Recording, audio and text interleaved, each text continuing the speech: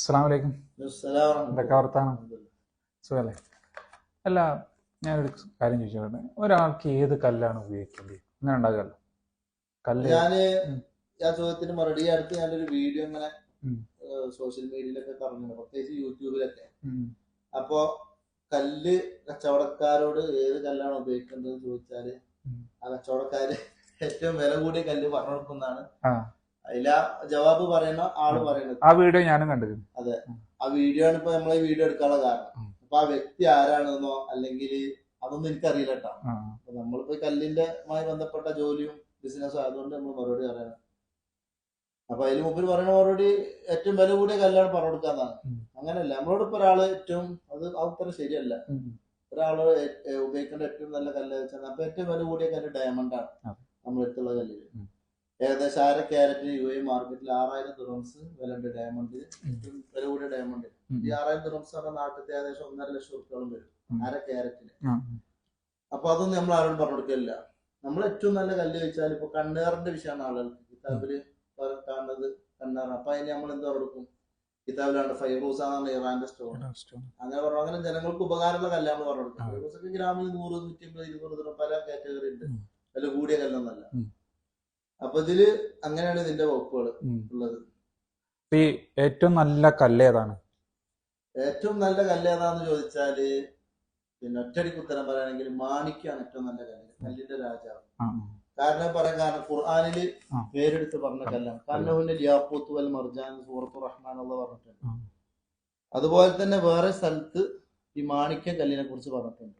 കാരണം മാണിക്യം ആ കല്ലിന് ഭംഗി കൊണ്ടും പിന്നെ അതിന്റെ ഗുണം കൊണ്ടും അത് സംഭവം ഭംഗി നല്ല ഭംഗിയാണ്. മുഹമ്മദുൻ ബഷറുൻ ലാക്കൽ ബഷരി യാഖൂത്തുൻ ഹജറുൻ ലാക്കൽ ഹജരി എന്ന് പിന്നെ കവികൾ പാടിയിട്ടുണ്ട്. ഹബീബായ നബി സല്ലല്ലാഹു അലൈഹി വസല്ലം മനുഷ്യനാണ്, പക്ഷെ സാധാരണ മനുഷ്യനല്ല. അതുപോലെ തന്നെ യാഖൂത്ത് കല്ലാണ്, പക്ഷെ സാധാരണ അല്ല. അപ്പൊ നബി തങ്ങളോട് പറയാനും കൂടെ ഉപമിച്ച കല്ലാണ് കവികൾ. ഏത് യാഖൂത്ത് അത്രയും ഭംഗിയുള്ള കല്ലാണ്. അപ്പൊ അതുകൊണ്ട് തന്നെ ഏറ്റവും നല്ല കല്ല് യാഖൂത്ത് മാണിക്യാണ്. നിങ്ങൾക്ക് ഇതിൽ ഗുരു ഉണ്ടോ ഈ കല്ല് ബിസിനസിനെ കാര്യം? ഏതൊരു നല്ലൊരു ചോദ്യമാണ് നമ്മളെ ഡോക്ടർ ചോദിച്ച ചോദ്യം. കാരണം പിന്നെ ഏതൊരു ബിസിനസ്സിനും ഗുരുനാഥം വേണം. പ്രത്യേകിച്ച് നമ്മള് പിന്നെ ഗുരുമുഖത്ത് നിന്ന് പഠിച്ച അറിവുകൾക്കാണ് പ്രാധാന്യം ഉണ്ടാകുക. പ്രത്യേകിച്ച് ഈ കല്ലിന്റെ ബിസിനസ് ഒക്കെ ആകുമ്പോ നമുക്കിപ്പോ സലാം ഉസ്താദ് എന്ന് പറയുന്നത് സലാം ബാപ്പ ഉസ്താദാണ് ഈ വിഷയത്തിൽ നമ്മൾ ഏകദേശം അദ്ദേഹം ഒരു 40-45 വർഷം, എന്റെ അറിവ് ശരിയാണെങ്കിൽ ആയിട്ട് അദ്ദേഹം കല്ലുമായി ബന്ധപ്പെട്ട് കച്ചവടവും ആളുകൾക്ക് പേര് അബജദ് അറബിയിൽ അക്ഷരങ്ങൾ വെച്ചിട്ട് പേര് ആ വിഷയത്തിൽ ഇപ്പൊ വേറെ പിന്നെ നമ്മൾ സോഷ്യൽ മീഡിയയിലൊക്കെ കാണാം, യൂട്യൂബിലൊക്കെ കാണാം. പിന്നെ ബർത്ത് സ്റ്റോണ്, ലക്കി സ്റ്റോൺ എന്നൊക്കെ. അങ്ങനെയല്ല, ശരിക്കും സ്റ്റോൺ നോക്കുമ്പോ പിന്നെ നമുക്ക് നമ്മൾ ഉസ്താദ് പഠിപ്പിച്ചതാണ്, സലാം ഉസ്താദ് പഠിപ്പിച്ചതാണ്.